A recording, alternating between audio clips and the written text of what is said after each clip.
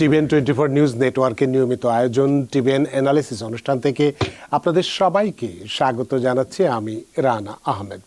সুপ্রিয় দর্শক, আপনারা এই মুহূর্তে যারা ঘরে টেলিভিশন সেটের সামনে বসে এই অনুষ্ঠানটি দেখছেন কিংবা আরেকটু পরে টেলিভিশন সেটের সামনে বসে আপনাদের এই প্রিয় অনুষ্ঠানটি উপভোগ করবেন, কিংবা এই মুহূর্তে যারা ফেসবুক লাইভে ঢুকেছেন অথবা আরেকটু পরে ফেসবুক লাইভে ঢুকবেন, কিংবা আরও পরে সময় সুযোগ মতো যারা ইউটিউবে অনুষ্ঠানটি দেখবেন তাদেরকেও আগাম স্বাগত জানিয়ে রাখি। সুপ্রিয় দর্শক, আজকে আমরা ইমিগ্রেশন নিয়ে কথা বলবো। গুরুত্বপূর্ণ একটি দিক, কারণ আমরা অনেকেই আতঙ্কের মধ্যে আছি, প্রায়শই এটা নিয়ে আমরা কথা বলছি, তারপরেও প্রতিনিয়তই যেন আতঙ্ক আমাদের পিছু ছাড়ছে না। সে কারণেই আজকে কিছু আপডেট আছে এই আতঙ্কের।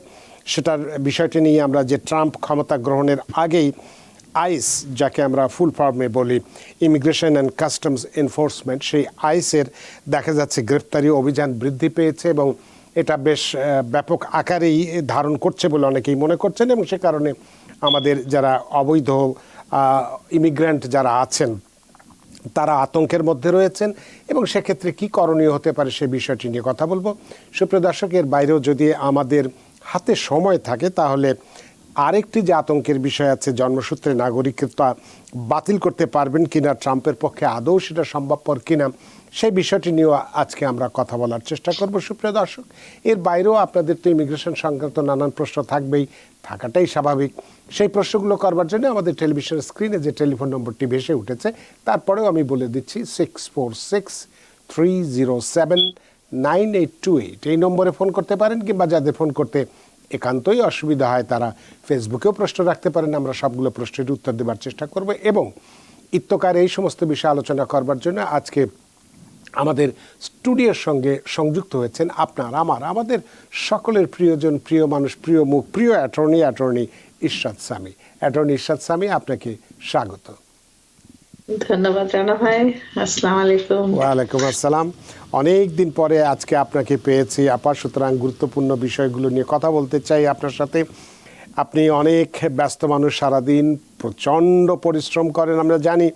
সেই পরিশ্রম উপেক্ষা করে ক্লান্তি মনে না করে আমাদের স্টুডিওর সঙ্গে সংযুক্ত হয়েছে এবং কী নিয়ে কথা বলবো সেটা নিশ্চয়ই আপনি ইতিমধ্যেই শুনেছেন যে ট্রাম্প ক্ষমতা গ্রহণের আগেই আইসের গ্রেপ্তার অভিযান বেড়ে গেছে এবং আমাদের যারা অবৈধ ইমিগ্রেন্ট যারা আছেন তারা আতঙ্কের মধ্যে রয়ে গেছেন।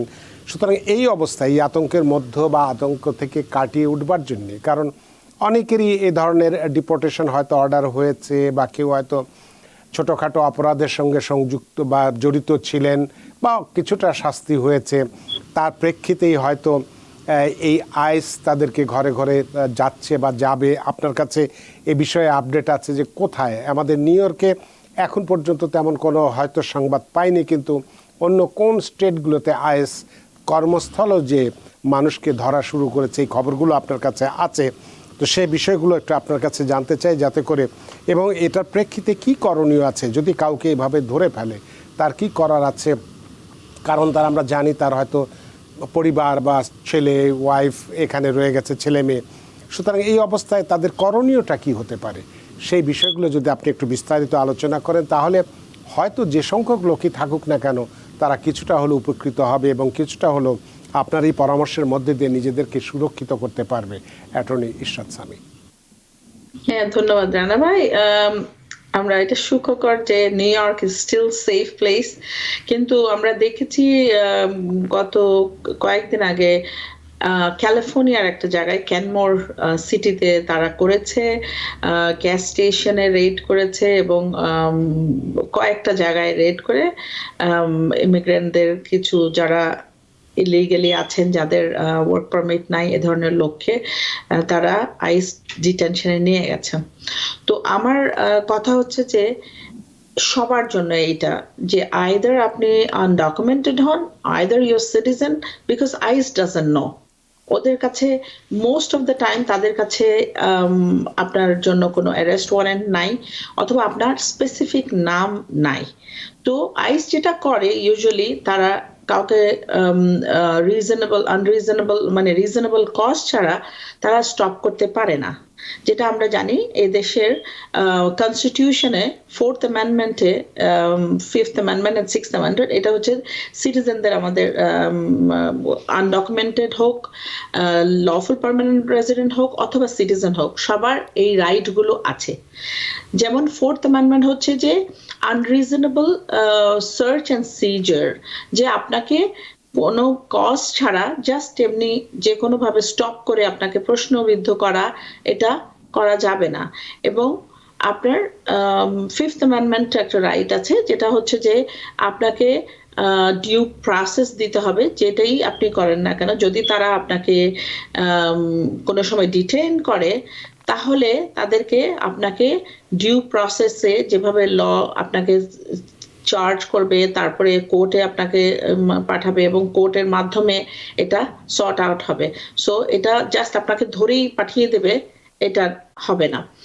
আর একটা হচ্ছে যে আপনার 6th অ্যামেন্ডমেন্ট যেটা রাইট, সেটা হচ্ছে যে আপনার রাইট টু অ্যান অ্যাটর্নি, আপনি অ্যাটর্নি নিতে পারেন। তো এখন যদি কাউকে আনরিজনেবলি আইস স্টপ করে, you don't have to speak to them, আপনার তার সাথে কথা বলতে হবে না। আপনি জিজ্ঞেস করবে, যদি আইস আপনাকে জিজ্ঞেস করে, কেউ যদি রাস্তায় আপনাকে ধরলো মনে করেন, আপনাকে স্টপ করে, তখন যদি দেখায় যে উনি আইসের লোক এবং আপনার কাছে আইডি চায়, you do not have to say anything, you have right to remain silent, that's your 5th amendment right.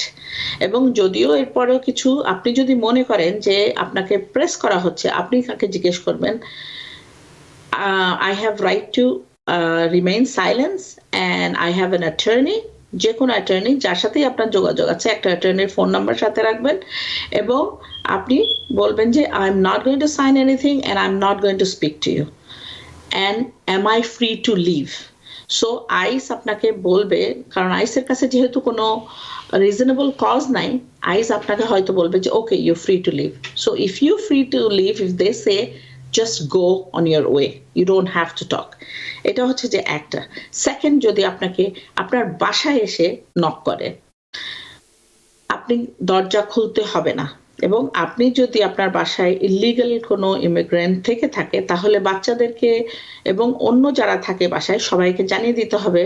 যদি আনটাইমলি অথবা টাইমলি কেউ আপনি এক্সপেক্ট করছেন না, তারা এসে আপনার দরজায় নক করছে এবং অনেক জোরে জোরে দরজা ধাক্কা দিচ্ছে, আপনাকে সে দরজা অ্যান্সার করতে হবে না। এবং আইসের ইখতিয়ারে নাই যে তারা আপনার দরজা ভেঙে ঢুকতে পারবে। So this are the two specific thing. And third thing হচ্ছে যে যদি অ্যাক্সিডেন্টলি আপনারা কেউ দরজা খুলে ফেলে, তাহলে যদি তারা র্যান্ডমলি প্রত্যেক রুমে রুমে যে তারা সার্চ করতে পারে না, আপনি তাদেরকে স্টপ করবেন এবং বলবেন তো আপনার কাছে সার্চ ওয়ারেন্ট আছে কিনা। সার্চ ওয়ারেন্ট থাকলে কিসের সেটা স্পেসিফিক লেখা আছে কিনা সেটা দেখবেন সার্চ ওয়ারেন্টটা পড়ে। এবং যদি কোনো স্পেসিফিক লোককে তারা খুঁজতে আসে, তাহলে সেই লোকটার নাম ওই সার্চ ওয়ারেন্টে, অ্যারেস্ট ওয়ারেন্টে থাকতে হবে। ইউজুয়ালি আইস কিন্তু সার্চ ওয়ারেন্ট এবং অ্যারেস্ট ওয়ারেন্ট নিয়ে আসে না। ইউজুয়ালি হচ্ছে মানুষ ভলেন্টারিলি দরজা খুলে দেয় এবং আইসকে চেক করতে দেয় ঘরের প্রত্যেকটা রুম।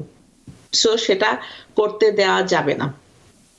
এবং আরেকটা জিনিস হচ্ছে যে আপনারা যদি আপনাদের রাইটস জেনে থাকেন, এই যে আপনাদের 4th amendment right, 5th amendment right and 6th amendment right, কনস্টিটিউশনের এই অ্যামেন্ডমেন্ট। 4th অ্যামেন্ডমেন্ট হচ্ছে আপনাকে আনরিজনেবলি তারা স্টপ, সার্চ এবং সিজার করতে পারবে, মানে বিনা কারণে কোনোভাবে, বিনা কারণে কোনো রিজনেবল কস্ট ছাড়া, কারণ ছাড়া। সো সেটা আপনি একটা কাগজের মধ্যে লিখে রাখতে পারেন। আমরা অনেক সময় আমাদের ক্লায়েন্টদেরকে এগুলো কার্ডের মতো করে কয়েকটা বিগ পয়েন্ট লিখে দিই। If they don't want to talk, just show them your card and আপনার অ্যাটর্নির ফোন নাম্বার নিচে থাকবে। So they would not bother you, they know that you know your right. So এই বিশেষ যেটা হচ্ছে যে আপনি কাজের জায়গায় হন, অথবা আপনি কি সিটিজেন, লফুল পার্মানেন্ট রেসিডেন্ট, অথবা আপনি আনডকুমেন্টেড, ডাজন্ট ম্যাটার, তারা জানে না আপনি কি, আনলেস আপনি তাদেরকে যদি ইনফরমেশন প্রোভাইড না করেন। আর আপনাকে ভলেন্টারিলি ইনফরমেশন প্রোভাইড করার কোনো প্রয়োজন নেই, তাদেরকে আইস আপনাকে হেল্প করতে আসতেছে না। So don't give them information. So এটা হচ্ছে যে মেইন জিনিস যেটা আমাদেরকে ফোকাস করতে হবে এবং এডুকেটেড হতে হবে ইন আ সেন্স দ্যাট আমি যেন জানি আমি কি করেছি না করেছি। ফর এক্সাম্পল, আমার যদি ডিপোর্টেশন অর্ডার থেকে থাকে আগে থেকে, তো আমি আইস আসা পর্যন্ত ওয়েট না করে আমি আমার যেটা করণীয় সেটা করা উচিত। যেমন কোনো অ্যাটর্নির কাছে যে আপনি দেখতে পারেন যে ওয়েদার আপনার অন্য কোনো ভাবে আপনার কোনো মোশন টু রিওপেন করা যায় কিনা, অন্য কোনো ভাবে কিছু করা যায় কিনা, আপনার যে ডিপোর্টেশন অর্ডার আছে সেটা কি কোনোভাবে খারিজ করানো যায় কিনা। So talk to an attorney. Just ভয়ে ভয়ে ভীত হয়ে বসে থেকে কোনো কোনো লাভ নেই। আপনি আপনার সেলফকে যদি হেল্প না করেন, কেউ আপনাকে হেল্প করতে পারবে না। সো এটা হচ্ছে যে মিনিমাম যেটা আমাদের সবার করণীয়, যারা যারা এটাতে ভুগছেন। আতঙ্কে থাকার কোনো কারণ নেই, কিন্তু আতঙ্কে যাতে আমরা কোনো বিপদে না পড়ি সেজন্য আমাদেরকে প্রিপারেশন নিতে হবে যে কিভাবে আমি এই প্রবলেমটা সলভ করব। সেটা হচ্ছে যে আমাদের মেইন ফোকাস আর কি। আর সেকেন্ড থিং হচ্ছে যে আমরা যেটা বলতেছিলাম যে বার্থ, ওটা আমরা পরে আসি, তাহলে আমরা ওটা পরে আসি। আপনি যে এতক্ষণ যে কথাগুলো বললেন যে আইস যদি আমাদেরকে ধরে, সেক্ষেত্রে কতগুলো রেমেডির কথা বললেন, করণীয়র কথা বললেন, যে প্রথমেই কোনো কিছু না বলা বা অ্যাটর্নিকে ফোন করা, বাড়িতে আসলে পরে দরজা না খোলা, তারপরে দেখা যাচ্ছে যে যদি ভেতর থেকে হয়তো বলা যে তোমরা যে আসছো, কে আসছো, কোনো সার্চ ওয়ারেন্ট আছে কিনা, ইত্যাদি ইত্যাদি ইত্যাদি। ইউজুয়ালি আমরা যেটা সাজেস্ট করি, don't talk, don't say anything. ওরা দরজা ভেঙে ঢুকতে পারবে না। হ্যাঁ, আমাদের যেটা হয়, কেউ একজন আনসার করে তারপরে যে আবার দরজা খোলে, ডোন্ট ডু ইট। আপনি যদি কোনো আনসার না করেন, কিছু না বলেন, তারা ভেঙে ঢুকতে যেহেতু পারবে না, they don't know whether there is somebody at home or not. কিন্তু আপনার কাছে যে প্রশ্নটি আমি করতে চাই সেটি হচ্ছে যে আইস বা যেটাকে আমরা ইমিগ্রেশন অ্যান্ড কাস্টমস এনফোর্সমেন্ট বলছি, তারা হয়তো দরজা খুলতে পারবে না, কিন্তু আমাদের নিউ ইয়র্কের জন্য একটু আমরা ভয়ের মধ্যে আছি যে আমাদের নিউ ইয়র্কের যে মেয়র যিনি আছেন, বিশেষ করে সিটির মেয়র যিনি আছেন, তিনি বলেছেন যে এই অবৈধ ইমিগ্রেন্ট বা যারা অপরাধী আছে তাদেরকে তাড়ানোর ক্ষেত্রে তিনি ট্রাম্প প্রশাসনকে পুরোপুরিভাবে সহযোগিতা করবেন। এক্ষেত্রে যে প্রশ্নটি, যদি এটা আমাদের সিটি মেয়র বলে থাকেন, সিটি পুলিশ যদি, এনওয়াইপিডি পুলিশ যদি আইএসের সঙ্গে থাকে, তারা যদি বাড়িতে যায়, তারা কি দরজা ভাঙতে পারবে, বা তারা কি কোনো রকম ওয়ারেন্ট ছাড়াই আমাকে সন্দেহের বশে আমার বাড়িতে ঢুকতে পারবে? যদি পারে তাহলে সেক্ষেত্রে কি করণীয় আছে? এটা পারবে না। আপনার বাড়ি হচ্ছে একটা ভেরি সিকিউর একটা প্লেস। আমার কাজের জায়গা। অ্যারেস্ট ওয়ারেন্ট অথবা সার্চ ওয়ারেন্ট ছাড়া আপনার বাড়ির দরজা ভেঙে তারাও ঢুকতে পারবে না, আনলেস পুলিশের কাছে যদি কোনো ডেঞ্জার টু দ্য অন্য কোনো সিটিজেনদের উপর ডেঞ্জার হবে, অথবা সে নিজের জন্য কোনো ডেঞ্জার, এরকম কোনো কিছু থেকে থাকে। Again, probable cause থাকতে হবে ঢোকার জন্য। They cannot just break into your door and get in the house. আরেকটা জিনিস আমি বলে দিই ভাইয়া, যদিও আমাদের মেয়র বলছেন police department is huge, big, এবং তারা সবাই ইমিগ্রেন্টদের ভাবে, I have my doubts in it. যদিও আমাদের মেয়র বলছেন there are reason why he is saying it, but I doubt that's going to happen, especially in New York. I have my doubt. It's a safe haven. People, আমি যেটা মনে করি যে রানা ভাই, দেখেন বৃষ্টি পড়বে এটা মনে করে আমরা ছাতা ধরলাম, দ্যাটস ফাইন, কিন্তু এই জন্য আগেই বৃষ্টি পড়ার আগেই যে নিজে ভিজবো বলে ঘর থেকে বের হবো না, এটা যেন না হয়। আপনি ভয় পাচ্ছেন, প্রিকশন নেন, বাট ভয় পেয়ে একদম সব গুটিয়ে নিজেকে বসে থাকার কোনো কারণ আমি মনে করি না। So deal with it, we going to all face together. আপনারা এখানে একা না, আমরা আছি অ্যাটর্নিরা আপনাদের সাথে, এন্ড ইনশাআল্লাহ উইল হেল্প ইউ।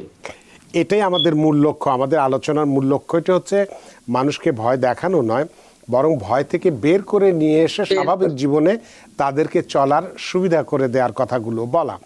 তাহলে এক্ষেত্রে যেটা হবে যে অ্যাটর্নি ইরশাদ সামি, আপনার কাছে যে প্রশ্নটি আমি একটু করতে চাইবো সেটি হচ্ছে যে আপনি যে যদি আমার ডিপোর্টেশন অর্ডার হয়ে থাকে, ধরে নিলাম আমার ডিপোর্টেশন অর্ডার হয়ে গেছে, যে কোনো কারণেই হোক না কেন, তাহলে সেক্ষেত্রে আমার সুরক্ষার জন্য আমার স্ত্রী, আমার সন্তান, আমার আত্মীয় স্বজন, পরিবারের অন্যান্য লোকজন এখানে বৈধ, কিন্তু কোনো কারণে আমার ডিপোর্টেশন হয়ে গেছে, তাহলে সেক্ষেত্রে আমি এই পরিবার ছেড়ে যদি আমাকে চলে যেতে হয়, এই পরিবারটাও নষ্ট হয়ে যাবে, আমিও নষ্ট হয়ে যাব।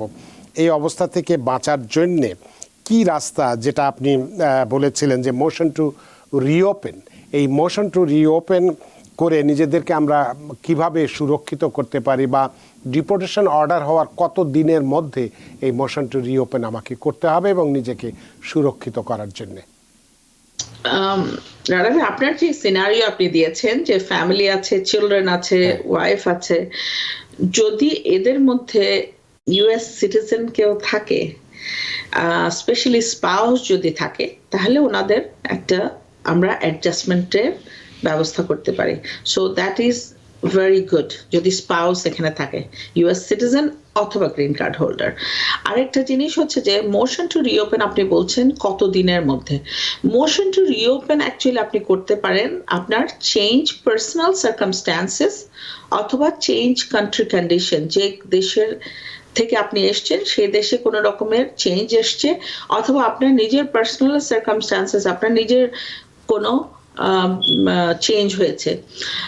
ফর এক্সাম্পল আমরা দেখতে পারি যে দেশে আপনার গভর্নমেন্ট অনেক সময় চেঞ্জ হয়ে যায়, আপনি যে গভর্নমেন্ট আপনার ছিল আগে, এখন যে গভর্নমেন্ট আসছে, আপনি যদি দেশে ফেরত যান তাহলে আপনার জানের উপর হুমকি আসতে পারে, আপনার জান, লাইফ, মানে আমার জীবন হুমকির সম্মুখীন হতে পারে। তো হ্যাঁ, এরকম কারণেও করা যায়।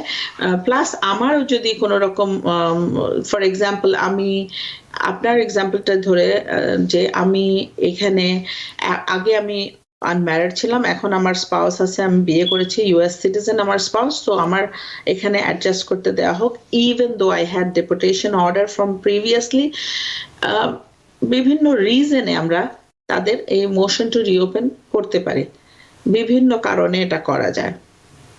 আবার অনেকের দেখা যায় যে এখানে আপনাদের কোহ্যাবিটিং করছে, যে রিলেশনশিপে আছে, যে common law wife and husband আমরা যাকে বলি, যে গার্লফ্রেন্ড বয়ফ্রেন্ড, এভাবে যদি কেউ থাকে, এটাও দেখিয়ে, যেটা আমাদের ধর্মে এবং আমাদের বাংলাদেশে এটা মানে অ্যালাউড না।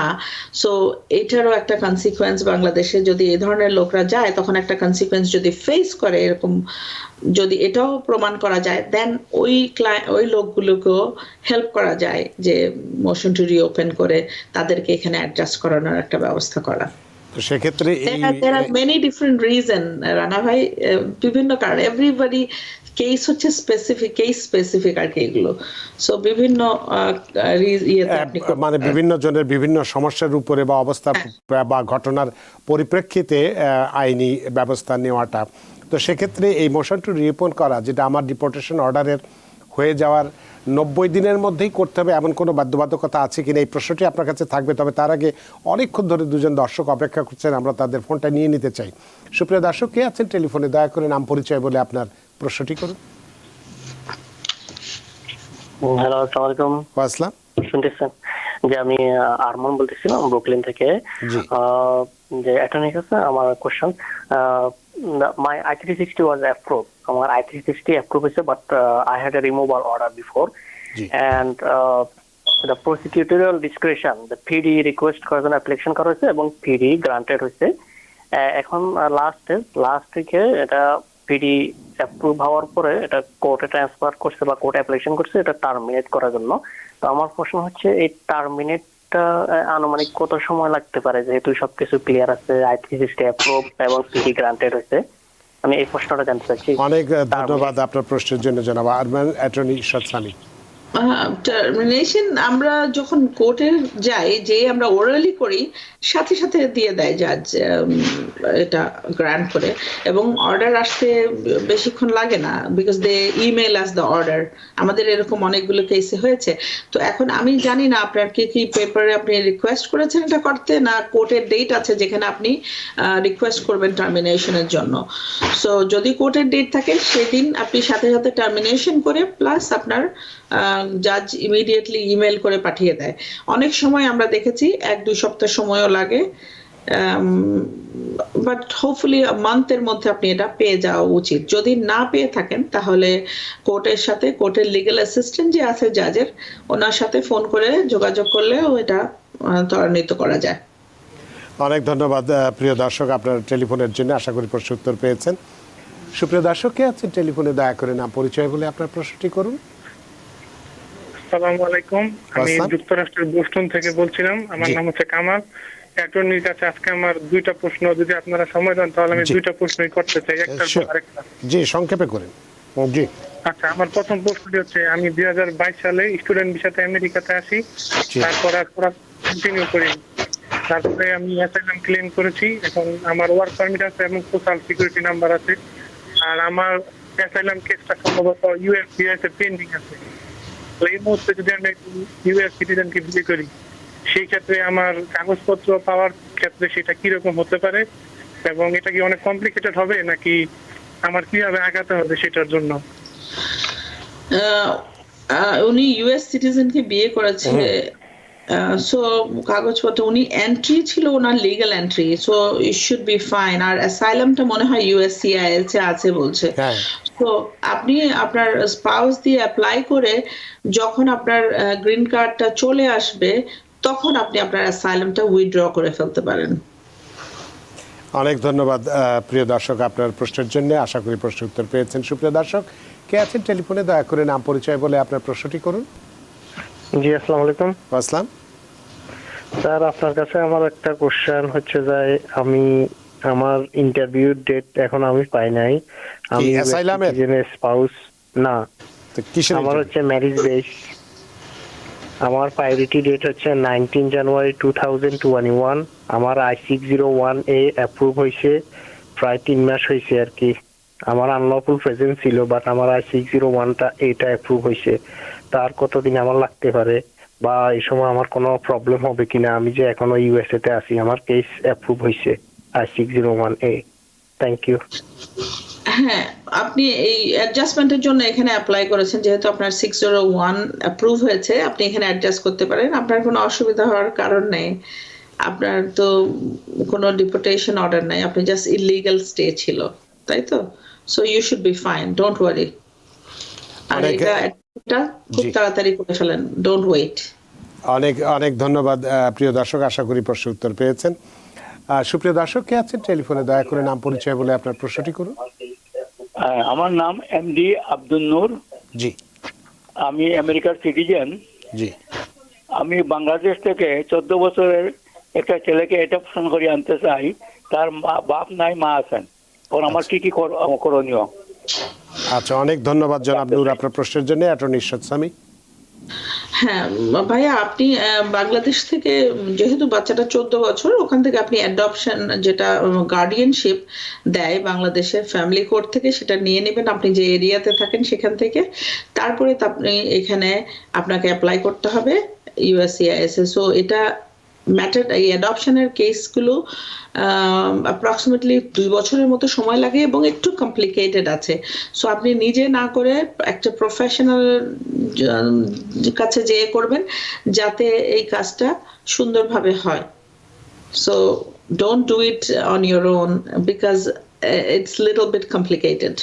টেকনিক্যাল একটু আছে, টেকনিক্যালিটি আছে। তাছাড়া তো যেহেতু অ্যাডপশনের বিষয়টা বাংলাদেশের আইনে কি আছে না আছে সেটাও দেখার বিষয় আছে। সেটা গার্ডিয়ানশিপ দেয় বাংলাদেশের আইনে, মুসলিম আইনে অ্যাডপশনটা দেয় না, but guardianship, but that guardianship also work here. আচ্ছা, তো অনেক ধন্যবাদ জনাব নূর আপনার প্রশ্নের জন্য। সুপ্রিয় দর্শক, কে আছেন টেলিফোনে? দয়া করে নাম পরিচয় বলে আপনার প্রশ্নটি করুন। জি, আসসালামু আলাইকুম। আসসালাম। জি, আমি মোহাম্মদ সাইফুল ইসলাম বলতেছি। আমি আরো অনেকবার কল দিছিলাম আমাদের গ্রিন কার্ডের ব্যাপারে জিজ্ঞাসা। এখন তো টার্ম আসবে 20 তারিখের পরে। এখন আমাদের গ্রিন কার্ড অ্যাপ্লাই করছি, অ্যাসাইলাম উইন করছে, আজকে পাই 200 গ্রিন কার্ড অ্যাপ্লাই করছি, 270 দিন হয়েছে। তো টার্ম আসলে কি আমাদের গ্রিন কার্ডটা কি সমস্যা হবে কিনা, বা আমাদের কোনো সমস্যা আছে কিনা, এটা জানার জন্য আর কি।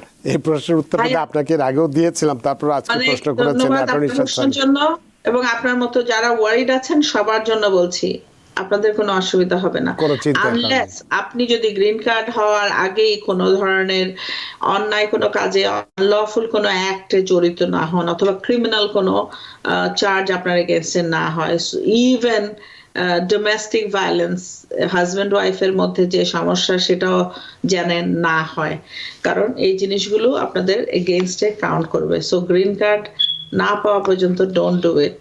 এবং গ্রিন কার্ড না, গ্রিন কার্ড পেলেও যে অন্যায় অপরাধের সঙ্গে জড়ানো যাবে না, এইসব অন্যায় কাজ থেকে দূরে থাকা বেটার আপনার জন্য এবং সবার জন্য। সেটাই। সুপ্রিয় দর্শক, কে আছেন টেলিফোনে? দয়া করে নাম পরিচয় বলে আপনার প্রশ্নটি করুন। আসসালামু আলাইকুম। ইসলাম, আমি ইলিয়াস পাটোয়ারি বলছিলাম। জি, আমি বলতে চাচ্ছিলাম যাদের ওয়ার্ক পারমিট আছে তাদের কি প্রবলেম হবে কিনা? আপনার প্রশ্নটাই আমি এখনই পড়তে চেয়েছিলাম। ফেসবুকে আপনি লিখেছেন যাদের ওয়ার্ক পারমিট আছে তাদের কি কোনো প্রবলেম হবে কিনা, অ্যাটর্নি ইরশাদ সামি। ভাইয়া, যাদের ওয়ার্ক পারমিট আছে তারা তো এখানে ইউএসসিআইএস জেনেই আপনাকে ওয়ার্ক পারমিট দিয়েছে, তার মানে আপনার কোনো একটা কেস তাদের কাছে পেন্ডিং আছে যে জন্য আপনি ওয়ার্ক পারমিটটা পেয়েছেন। So don't worry, you guys are safe. Again, stay away from trouble, that's মানে advice, stay away from trouble. তারা আপনাদেরকে বদার করবে না। যেটা ট্রাম্প আগাগোড়াই বলেছেন যে যাদের ক্রিমিনাল কনভিকশন আছে অথবা কোনো কিছু ক্রিমিনাল অ্যাক্টিভিটির সাথে জড়িত পাবে তাদেরকে আগে করবে। আর দেখেন এখানে অসংখ্য লোক আনডকুমেন্টেড আছে। ট্রাম্প যতই বলুক না কেন ম্যাস ডিপোর্টেশন করবে, প্লেন ভরে ভরে মানুষ পাঠায় দেবে, all this it doesn't matter, সম্ভবপর নয়। এটা ইটস জাস্ট মানে হিউম্যানলি পসিবল না, বিকজ এই দেশ হচ্ছে আইনের দেশ। আমি একটু আগেই বলেছি, এটা একটা আপনাকে যদি ডিটেইন করে আপনাকে একটা কোর্টের প্রসেসের মাধ্যমে যেতে হবে। সো এই যে প্রসেস, এটা ইটস ভেরি এক্সপেন্সিভ এবং এটা অনেক সময় ব্যয়বহুল এবং সময় লাগে এটাতে। এটা জাস্ট ট্রাম্পের কথাই ধরেন, যতই তাড়াতাড়ি করুক না কেন 34টা ইয়েতে কনভিকশনে সে ফেলনি কনভিকশনে সে কনভিক্টেড হয়েছে। And আজকে একটা রায় হয়েছে, আজকে যেটা সেন্টেন্সিং হয়েছে যে আনকন্ডিশনাল ডিসচার্জ, ট্রাম্পের জন্য একটা কনভিকশন হলেই সে বলতেছে ফেলেনি কনভিকশন অথবা এনি কনভিকশন অথবা ক্রিমিনাল যদি কারো কাছে পায়, এগুলো আনলফুল অ্যাক্ট অথবা ক্রাইম, কনভিক্টেড ক্রিমিনাল যেটা সে বলতেছে, তাদেরকে ডিপোর্ট করবে। অনেক ধন্যবাদ প্রিয় দর্শক। আপনার it's not so easy. So আপনারা সবাই স্বস্তি নিঃশ্বাস নেন, don't worry, everything will be fine. ট্রাম্পের 4 বছর আমরা দেখেছি, ট্রাম্পের থেকে ওবামার সময় বেশি লোক ডিপোর্টেড হয়েছে। ট্রাম্প কি বলবো, যত গর্জে তত বর্ষে নয়। তো অনেক ধন্যবাদ প্রিয় দর্শক আপনার প্রশ্নের জন্য। আমরা একটু বিরতিতে যাব। বিরতি যাওয়ার আগে একটু কবির হোসেনের একটা ফেসবুক থেকে প্রশ্ন বলতে চাই। কোন প্রশ্নটি চলে গেছে, কবির হোসেন সাহেব যদি আপনি পারেন আবার প্রশ্নটি আবার একটু পাঠাবেন। সুপ্রিয় দর্শক, নিচ্ছে একটি ছোট্ট বিরতি, সে পর্যন্ত আমাদের সাথেই থাকুন। সুপ্রিয় দর্শক, বিরতির পর ফিরে এলাম আপনাদের প্রিয় অনুষ্ঠান টিভিএন অ্যানালিসিসে। আজকের অতিথি অ্যাটর্নি ইরশাদ সামি এবং আপনাদের সাথে রয়েছে আমি রানা আহমেদ। অ্যাটর্নি ইরশাদ সামি, আমরা একটু আবার আলোচনায় যেতে চাই, তবে তার আগে আলিয়া হোসেন তিনি বলছেন প্যারেন্টসের সাথে কি আন্ডার 21 সিবলিং ভিসা পাবে? আন্ডার 21 সিবলিং আনার উপায় কি? আপনার পরামর্শ কি? ধন্যবাদ আপু আপনার প্রশ্নের জন্য। ভাইয়া, আন্ডার সিবলিং আন্ডার 21 যেগুলো, সেগুলো প্যারেন্টস সাথে ভিসা পাবে না। যেটা করা সম্ভব যে মা বাবা এসে ওই বাচ্চাগুলোর জন্য আলাদা করে অ্যাপ্লাই করা, সো ওইটা অ্যাপ্লাই করবে। আরেকটা জিনিস করা যায়, যদি স্টুডেন্ট ভিসায় তাদেরকে এখানে আনা যায়, প্যারেন্টসের ভিসা হয়ে যায়, তখন স্টুডেন্ট ভিসায় তাদেরকে এখানে নিয়ে আসা যায় এবং প্যারেন্টস এখানে এসে গেছে বললে তখন স্টুডেন্ট ভিসাটাও দেয় তারা। বাংলাদেশে আমরা শুনেছি অনেক ভিসা যারা প্রসেস করেন তারা বলে যে আপনাদের আত্মীয় স্বজন আছে সেটা আপনারা বলবেন না, বললে আপনাদের ভিসা দেবে না। এটা সঠিক না, কারণ আমাদের অনেক ক্লায়েন্ট আছে যাদের ফ্যামিলি মেম্বার এখানে আছে, মা বাবা এখানে আছে, তাদেরকে ভিসাতে জিজ্ঞেস করা হয়েছে, আমাদের ক্লায়েন্ট সত্যি কথাই বলেছে, এবং আমরা যেটা তাদেরকে অ্যাডভাইস করি অলওয়েজ সত্যি কথা বলা ভালো। সো তারা বলেছে তাদের প্যারেন্টস এখানে আছে এবং ওদের ভিসা হয়ে গেছে। সো এটা না, যখনই ভিসার জন্য অথবা যে কোনো কিছুর জন্য দাঁড়াবেন, সত্য কথা বলাটা বেটার। অনেক ধন্যবাদ প্রিয় দর্শক। কবির হাসান লিখেছেন, কোন কোন ইমিগ্রেশন প্রবলেম রিমুভেবল করা যায় এবং করা যায় না, এটা একটু জানতে চেয়েছেন কবির হোসেন। সরি, কি প্রশ্নটা? কোন কোন ইমিগ্রেশন প্রবলেম রিমুভেবল করা যায় এবং করা যায় না, এটাই তার প্রশ্ন। ক্লিয়ার এটা না। অসম্পূর্ণ প্রশ্নটা।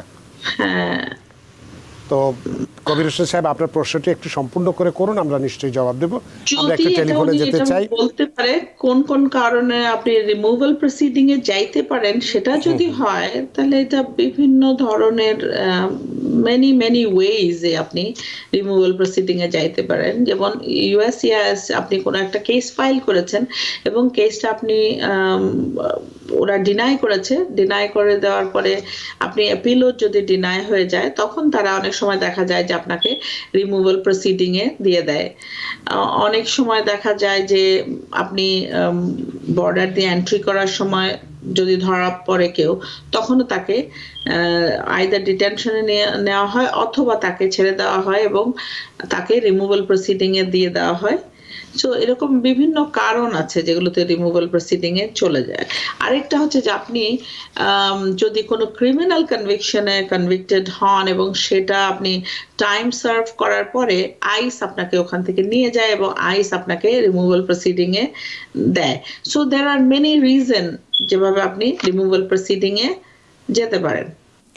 অনেক ধন্যবাদ। অ্যাসাইলাম আপনি করেছেন এবং অ্যাসাইলামটা তারা জাজের কাছে রেফার করেছে, তখনও আপনি রিমুভাল প্রসিডিং এ আছেন। অনেক ধন্যবাদ কবির হোসেন, আশা করি আপনার উত্তর পেয়েছেন। আমরা একটু টেলিফোনে যেতে চাই। সুপ্রিয় দর্শক, কে আছেন টেলিফোনে? দয়া করে নাম পরিচয় বলে আপনার প্রশ্নটি করুন। হ্যালো, জি, আপনার নাম বলে প্রশ্ন করুন। হ্যাঁ জি, শুনতে পাচ্ছি, আপু আমি বলেন। আলিমা বলছি। জি, আলিমা বলছি মিশিগান থেকে। জি। তো আমার ভাগ্নি এখানে আসার পরে বিয়ে হয়েছে গ্রিন কার্ড হোল্ডারের সাথে। জি, তো 22 এপ্রিলে 22 জানুয়ারিতে কাগজপত্র জমা দিয়েছে, প্রসেসিং হয়ে এখন 23 এপ্রিল মাসে ওর মানে অ্যাপ্রুভাল হয়েছে। গ্রিন কার্ড পেতে আর কতদিন লাগতে পারে? ওর হাজবেন্ড গ্রিন কার্ড হোল্ডার ছিল, এখনো গ্রিন কার্ডই। অনেক ধন্যবাদ জি। অ্যাটর্নি ইরশাদ সামি। হ্যাঁ, উনি কি ইউনাইটেড স্টেটস এর ভিতরে ইউজুয়ালি গ্রিন কার্ড জি। যদি অ্যাডজাস্টমেন্টের অ্যাপ্লিকেশন করা হয়, usually taking year to year and a half, like 15 মাসের মতো সময় লাগছে। 15 থেকে 1.5 বা 18 মাস লাগে আর কি সাধারণত। তো অনেক ধন্যবাদ হালিমা আপনার প্রশ্নের জন্য। সুপ্রিয় দর্শক, কে আছেন টেলিফোনে? দয়া করে নাম পরিচয় বলে আপনার প্রশ্নটি করুন। হ্যালো, আসসালামু আলাইকুম। আমি একটু আগে ফোন করেছিলাম, আমার প্রশ্নটি লাইনটি কেটে গিয়েছিল, আমার দ্বিতীয় প্রশ্নটি করা হয়নি। তো আমি কি এখন দ্বিতীয় প্রশ্নটি করতে পারি? হ্যাঁ, করুন করুন। আমার দ্বিতীয় প্রশ্নটি হচ্ছে, একজন লোক আমাদের বাংলাদেশি, সে নিউ ইয়র্কে অ্যাসাইলাম ক্লেম করেছে, তার ওয়ার্ক পারমিট এবং সোশ্যাল সিকিউরিটি আছে এবং সে নিউ ইয়র্কে ট্যাক্স পে করে। বর্তমানে সে বোস্টনে একটি কনভিনিয়েন্স স্টোরে কর্মরত। গতকাল রাত্রে তার উপরে একটি অ্যাটাক হয়েছে, কিছু কালো লোক তাকে জখম করেছে, চাকু দিয়ে আঘাত করে। এখন তিনি বোস্টন মেডিকেলে ভর্তি আছে হসপিটালে।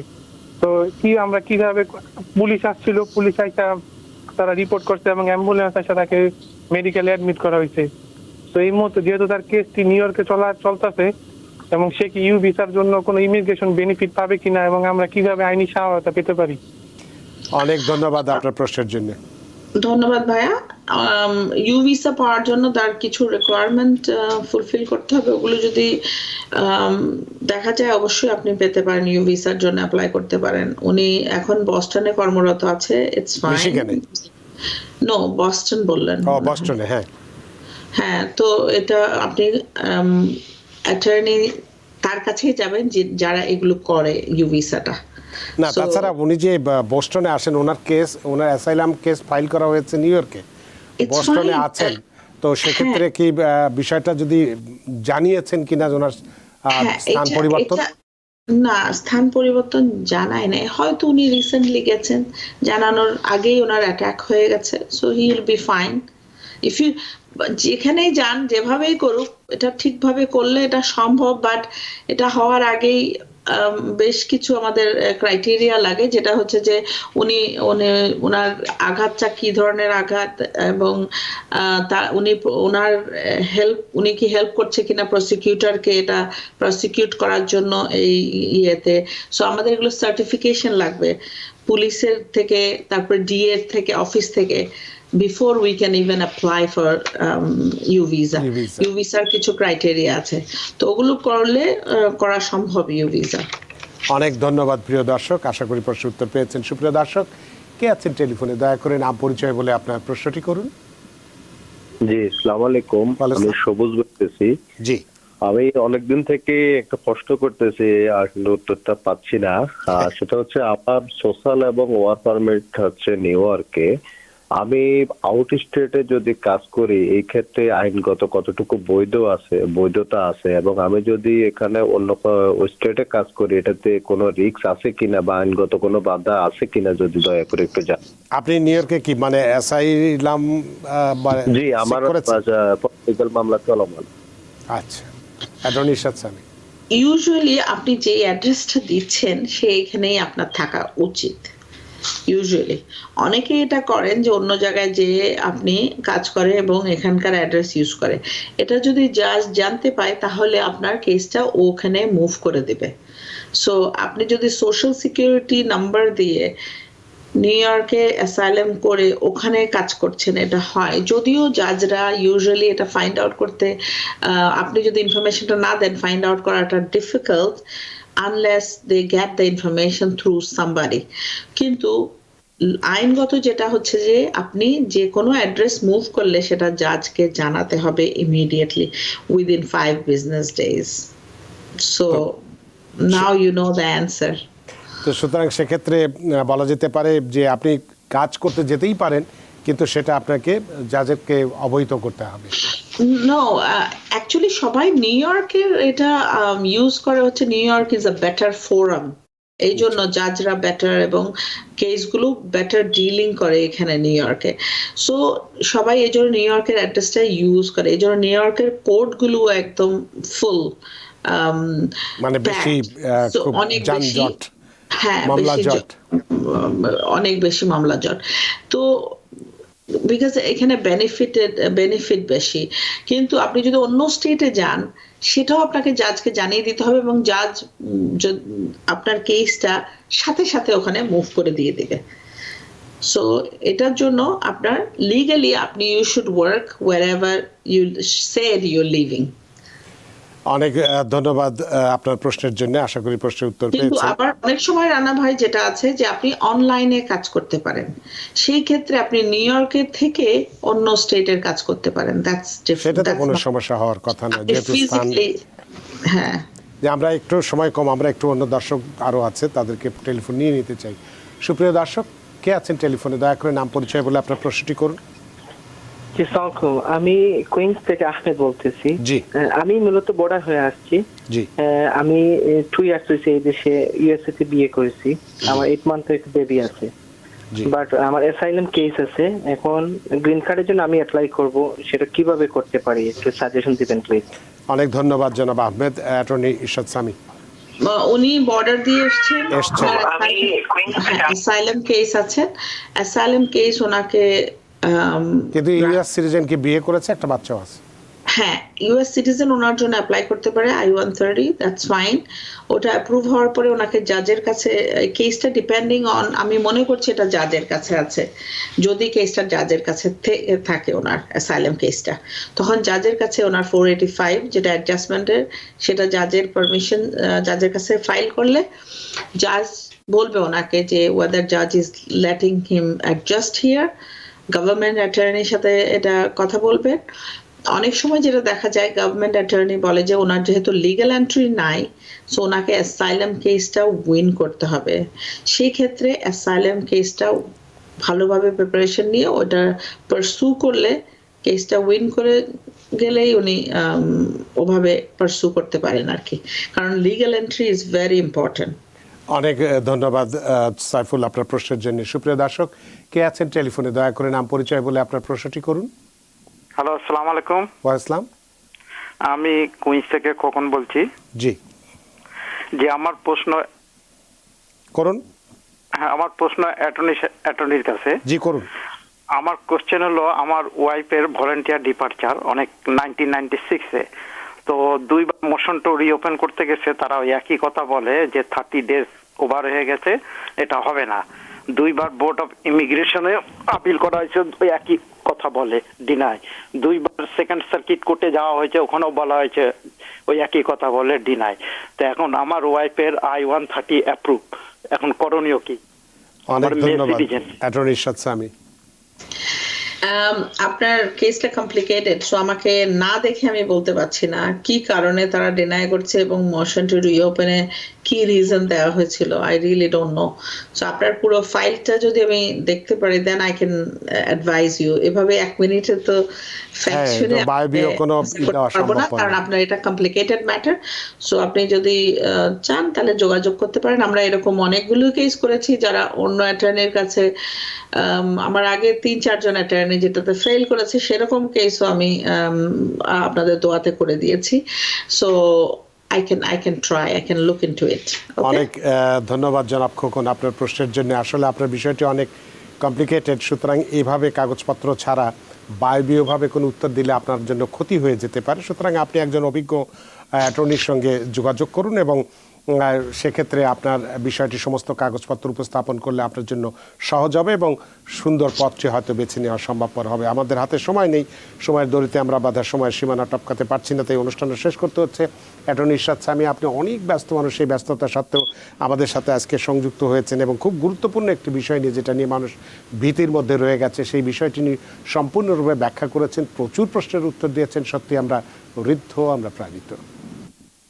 অনেক ধন্যবাদ আমাদের সকল দর্শক। আনটিল নেক্সট টাইম, সবাই ভালো থাকবেন এবং অন্যকে ভালো থাকতে সহায়তা করবেন। আপনাকেও আবারও ধন্যবাদ অ্যাটর্নি ইরশাদ সামি। সুপ্রিয় দর্শক, আজকে আমরা যেটা বললাম যে ট্রাম্পের ক্ষমতা গ্রহণের আগেই আইএসের তৎপরতা একটু দেখা যাচ্ছে, গ্রেপ্তারি প্রক্রিয়া চলছে এবং সেক্ষেত্রে উদাহরণ হিসেবে ক্যালিফোর্নিয়ার কথা আজকের আলোচক বলেছেন। সুতরাং এটা হয়তো আস্তে আস্তে আরও বেশি বৃদ্ধি পাবে, তবে ভয়ের কোনো কারণ নাই। যে সমস্ত করণীয়গুলো বলা হয়েছে, এই করণীয়গুলো যদি আমরা প্রতিনিয়ত পালন করি এবং সেটা যদি মেনে চলি, তাহলে ভয়ের কোনো কারণ নেই। সুপ্রিয় দর্শক, আশা করি আজকের অনুষ্ঠান আপনাদের যথেষ্ট ভালো লেগেছে। যে যেখানেই থাকুন, ভালো থাকুন, সুস্থ থাকুন, নিরাপদে থাকুন। TPN 24 নিউজ নেটওয়ার্কের সাথেই শুভরাত্রি। TPN 24 টেলিভিশন দেখতে আজই কল করুন 7187776556। লগ ইন করুন www.totalcablebd.com। নিউ ইয়র্ক থেকে সম্প্রচারিত TPN 24 টেলিভিশন বিশ্বজুড়ে বাঙালির কণ্ঠস্বর।